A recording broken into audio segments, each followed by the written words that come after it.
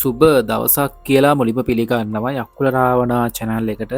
ඉතින් අද දවසේදී අපි මේ කතා කරන වීඩියෝ එක අරගෙන තියෙන්නේ 2026 තුන්වෙනි මාසයේ තමයි අරගෙන තියෙන්නේ. එතකොට මේ මෑත කාලෙනම ගත්ත වීඩියෝ එකක් සම්බන්ධව තමයි අද දවසේදී කතා කරන්නේ. මෙතන ගල් පර්වතයක් තියෙනවා. ඒ කියන්නේ මේ ගල් පර්වතය අපිට දැක්කහම තේරෙන දෙයක් තමයි මේක ගොඩක් පරණ ගල් පර්වතයක්. ඒ කියන්නේ අලුත් ඒවා තියෙනවා, පරණ ඒවා තියෙනවා. ඒ කියන්නේ කාදනීය වෙච්ච එකක් තමයි මේ ඔබට පේන්න තියෙන්නේ.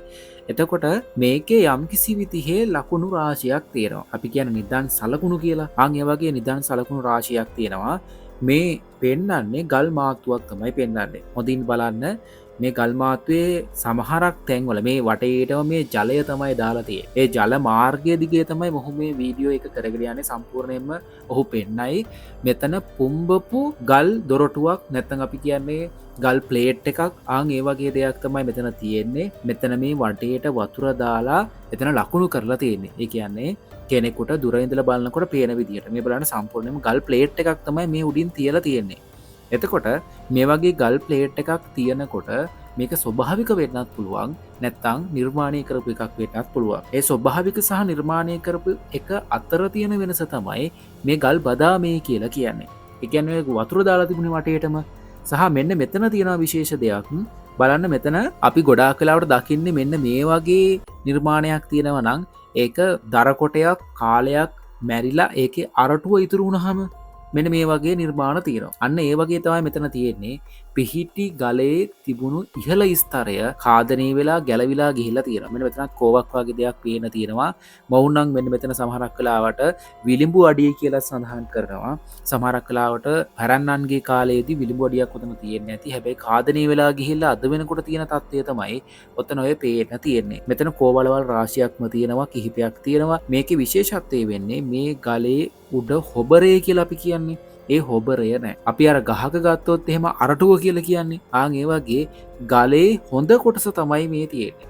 ඒක නිසා තමයි මේ තරම් පැහැදිලිව මේකේ දකින්න තියෙන්නේ. මෙන්න මේ වගේ ලකුණු රාශියක්ම මෙන්න මෙතනත් කෝවක් තියෙනවා කියලා කියනවා.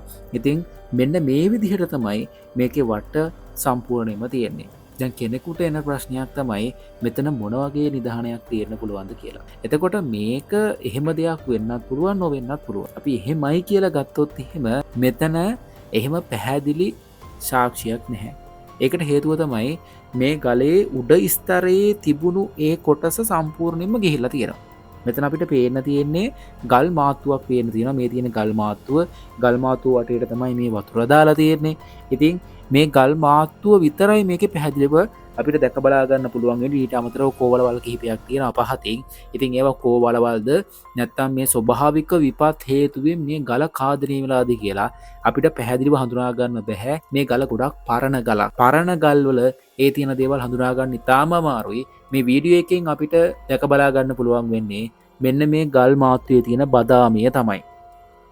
බලන්න මේ හොඳට වටේට ගල් මාත්තුවේ බදාමයක් තියෙනවා, පැහැදිලිව පේන්න තියෙනවා. මේ ගලේ ස්වභාවය සහ මේ අවට හොඳින් තව නිරීක්ෂණය කරොත් එහෙම මේ වීඩියෝ එක ගොඩාක් කළා අපි බැලුවා.